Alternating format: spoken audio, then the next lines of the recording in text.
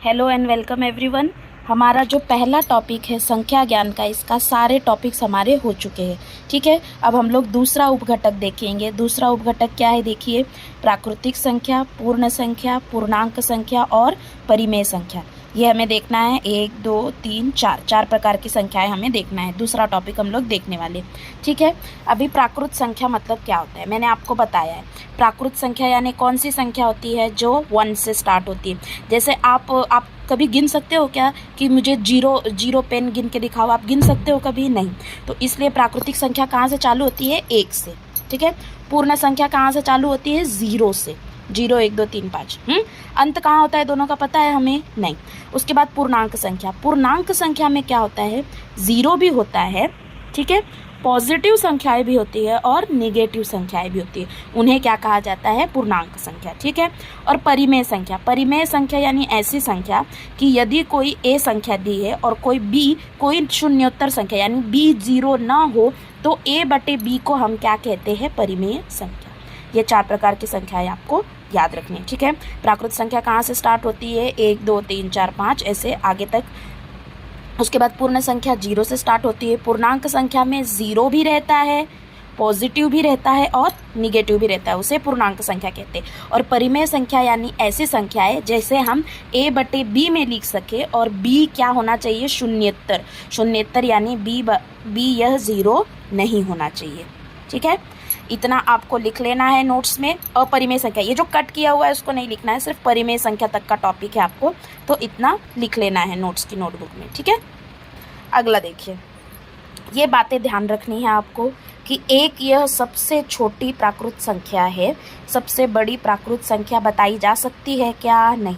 पर सबसे छोटी प्राकृत संख्या क्या है? 1। ओके, 0 सबसे छोटी पूर्ण संख्या है, पर सबसे बड़ी पूर्ण संख्या बताई जा सकती। 0 यह सबसे छोटी पूर्ण संख्या है, पर सबसे बड़ी पूर्ण संख्या बताई जा सकती है क्या? नहीं बताई जा सकती। और 0 यह ना तो धनात्मक है ना ही ऋणात्मक है। -1 यह सबसे बड़ी ऋणात्मक संख्या है, क्योंकि -2 छोटा होता है और -1 क्या होता है? बड़ा। जो 0 के ज़्यादा नज़दीक है वो क्या होता है? बड़ा होता है। इसलिए -1 यह क्या होगी? सबसे बड़ी ऋणात्मक पूर्णांक संख्या होगी। सबसे छोटी ऋणात्मक संख्या कौन सी बताई जा सकती है क्या? नहीं। तो ये जो ध्यान दे बातें हैं ये भी आपको याद रखनी है। ठीक है, नोट्स में इसको लिख लेना है। अब हम देखते हैं इसके ऊपर के पूछे गए प्रश्न उत्तर। पहला प्रश्न देखिए, 2 7 8 5 9 1 अंकों में से प्रत्येक अंक को एक बार लेकर प्राप्त होने वाली, प्रयोग करके तैयार होने वाली 4 अंकों की सबसे बड़ी संख्या के इकाई स्थान के अंक का दुगना कितना होगा? सबसे पहले कौन कौन सी संख्या यूज करनी है, लिख लो उसे। 2 7 8 5 9 1। जब भी कोई ऐसा प्रश्न हो कि इतने अंकों वाली बड़ी संख्या बनाओ या छोटी संख्या बनाओ, तो इन्हें आपको क्या करना है? बड़े से छोटे की ओर लिख लेना है। सबसे बड़ी संख्या कौन सी है? 9। उसके बाद क्या है? 8। उसके बाद 7। उसके बाद 5। उसके बाद 2। उसके बाद 1। अभी उन्होंने क्या बोला है? इस संख्या का प्रत्येक अंक को कितनी बार लेना है? सिर्फ एक बार। और कितने अंकों वाली संख्या बनाना है? 4 अंकों वाली। कितने अंकों वाली? 4 अंकों वाली। तो इसमें के जो पहले 4 अंक होंगे वही हमारी संख्या होगी। क्या होगी? 9875। ठीक है, उसके बाद क्या करना है? सबसे बड़ी संख्या के इकाई स्थान के अंक का दुगना। इकाई स्थान पे क्या है? यहाँ पे 5, और 5 का दुगना कितना होता है? 10। कौन सा ऑप्शन सही आएगा हमारा? 10 दूसरा। ओके, ये हो गया पहले का उत्तर। ठीक है, अगला प्रश्न देखिए, 4 अंकों की सबसे बड़ी प्राकृत संख्या एवं 1 अंक की सबसे छोटी प्राकृतिक संख्या के योगफल से तैयार होने वाली संख्या के हजार और दहाई स्थान पर आने वाले अंकों के स्थानीय मान में कितना अंतर होगा? सबसे पहले 4 अंकों की सबसे बड़ी प्राकृत संख्या कौन सी आएगी?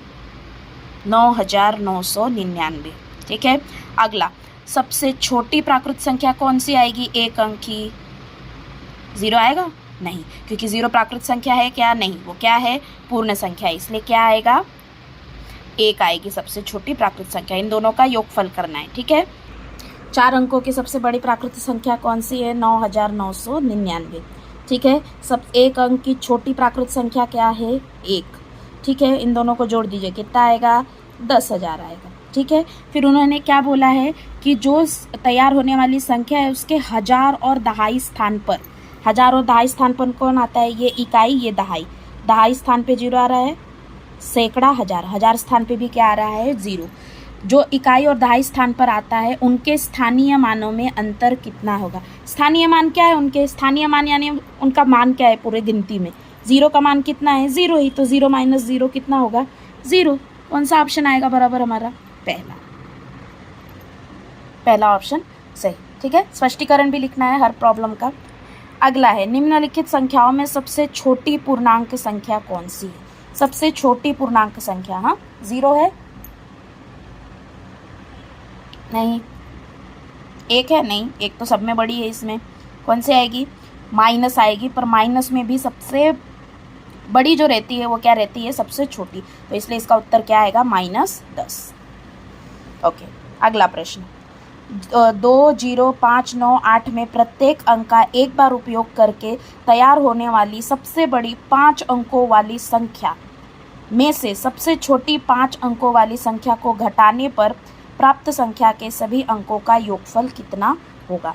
हमें ऐसा प्रॉब्लम आया तो मैंने क्या बताया, सबसे पहले क्या करने का, सबसे पहले बड़े से लेके छोटे तक का एक बार लिख लेने का। ठीक है, देखिए 5 अंकों की सबसे बड़ी संख्या बनानी है तो सबसे पहले हम इसे क्या करेंगे, बड़े से छोटे में लिख लेंगे। सबसे बड़ा कौन है, 9, उसके बाद 8, उसके बाद 5, उसके बाद 2, उसके बाद 0।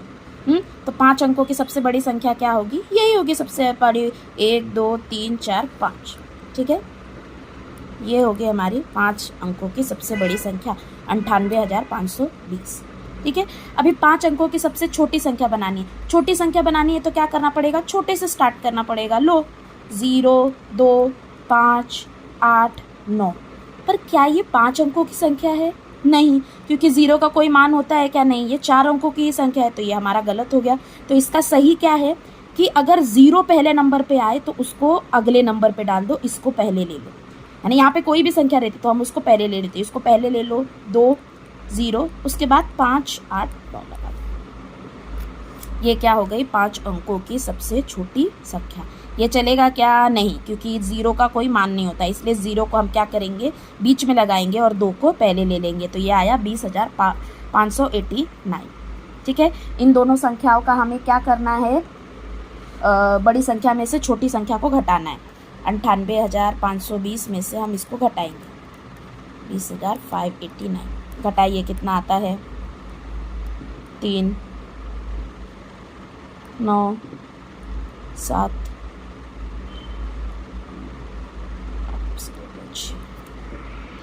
सॉरी 77,931, घटाने पे इतना आ रहा है। फिर उन्होंने क्या बोला है कि बड़ी संख्या और छोटी संख्या को घटाने पर जो संख्या प्राप्त होती है उसके सभी अंकों का योगफल करो। कौन कौन से अंक है, ये सारे अंक है, तो इनका योगफल करो। 7 + 7 + 9 + 3 + 1, 7 और 7 14, और एक ये 15, 15 3 18, 18 और 9 27। कितना आ रहा है योगफल, 27 आ रहा है। कौन सा है सही ऑप्शन, पहला। ओके, ये जो कट किए हुए हैं ना वो हमें नहीं करने हैं, वो तुम्हारे सिलेबस के लिए। देखते हैं अगला प्रश्न, 5वां देखिए, 135/42 संख्या का दशमलव स्वरूप कौन सा होगा। यानी हमको क्या करना है, 135 को 42 से भाग देना है। ठीक है, किसको, 135 को 42 से भाग। अभी ये भाग देते समय हमें 42 का पहाड़ा तो आता नहीं है, पर 42 का पहाड़ा बनाना सबको आता है। 42 है ना, 4 का पहाड़ा लिखो, 4 दूनी 8, 4 तिया 12, 4 चौक 16, 4 पचे 20, 4 छंग 24, 4 सत्ते 28, 4 अठे 32, 4 नवा 36, 4 दहा में 40। ठीक है, 2 का लिख लो इधर, 4 2 तिया 6, 2 चौक 8, 2 पचे 10, 2 छंग 12, 2 सत्ते 14, 2 अठे 16, 2 नवा 18, 2 दाई में 20। तो पहाड़ा क्या बनता है, अगर 2 अंकों की संख्या हो तो वैसे का वैसे लिखो, 42, 84, 3 अंकों की हो सॉरी तो 126, 168। अभी ये 4 अंकों की, इसको क्या करने का, पहली और आखिरी संख्या लिख लेने का। पहली संख्या है 2, आखिरी है 0, और बीच वालियों को जोड़ देने का। 0 और 1 कितना होता है, 1। ठीक है, सेम इसमें पहला और आखिरी लिख लो। 4 और 1 कितना होता है, 5। ठीक है, इसको भी 2 और 4 को लिख लो। 8 और 1 कितना होता है, 9। 3 और 6 को लिख लो, 2 और 1 कितना होता है 3, 6 और 3 को लिख लो, 3 और 8 को लिख लो, 6 और 1 कितना होता है 7, 4 और 0 को लिख ले, 0 और 2 कितना होता है 2। ये बन गया 42 का पहाड़ा। अब आप इसको भाग दे सकते हो, ठीक है। मैं भाग पूरा दे के फिर बताती हूँ। यहाँ तक भाग देने के बाद आया देखो 3.214, तो 3.214 तो सब में है, पर अगली संख्या क्या आती है उस पर हमारा आंसर डिपेंड करता है, ठीक है। ये 12 बच गया है तो हम 0 ले लेंगे। 120 से छोटी संख्या कौन सी आती है देखिए 2 बार में, कितनी आती है 84। घटा दीजिए 6, 11 में से हट गए 3, ठीक है। क्या आया 3.2142, देखो 3.2142 कौन सा है ये वाला है, यानी हमारा सही उत्तर क्या होगा 4th। और इसका स्पष्टीकरण लिखना है ये, ठीक है। भाग देखिए अगला प्रश्न देखिए 6वां। सबसे बड़ी ऋणात्मक पूर्णांक संख्या और सबसे छोटी धनात्मक पूर्णांक संख्या का योगफल क्या होता है। सबसे बड़ी ऋणात्मक पूर्णांक संख्या क्या आती है -1, और सबसे छोटी धनात्मक पूर्णांक संख्या कौन सी आती है 0। याद रखिए ना तो धन है ना तो ऋण है, इसलिए 0 नहीं आएगा, तो कौन आएगा 1, यानी -1 और 1 इनका योगफल कितना होता है 0, यानी हमारा उत्तर पर्याय क्रमांक 4 6वें का। अगला प्रश्न देखिए, सभी परिमेय संख्याओं के दशमलव स्वरूप क्या होते हैं। ये याद रखने की ज़रूरत है।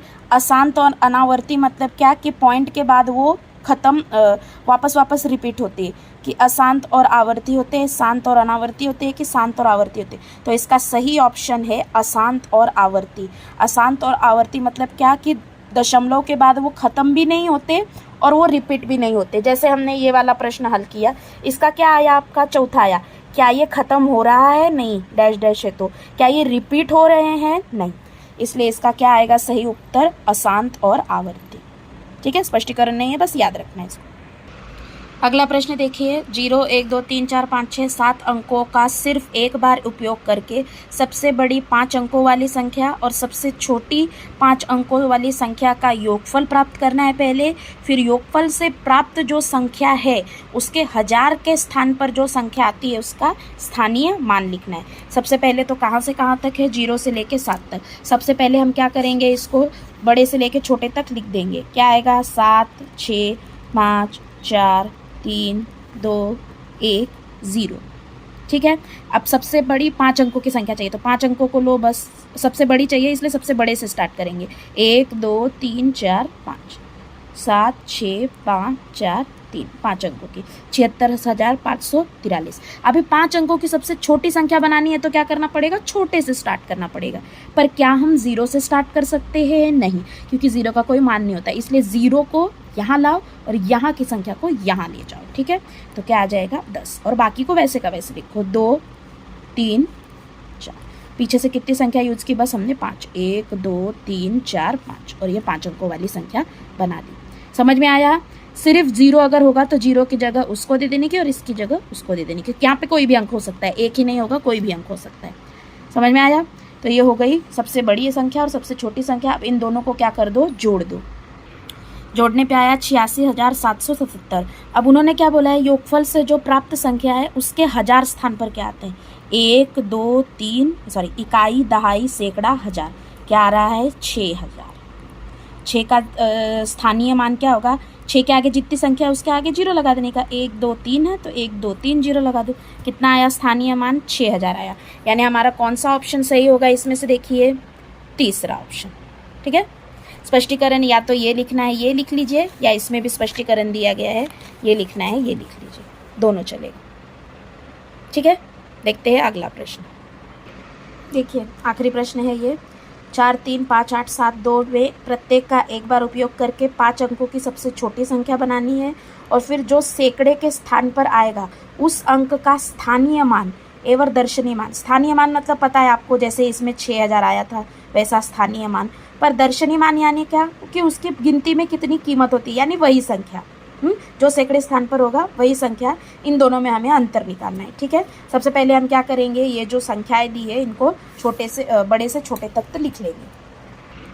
लिख लो बड़े से छोटे सबसे बड़ी कौन सी है 8, फिर 7, 5, 4, 3, 2।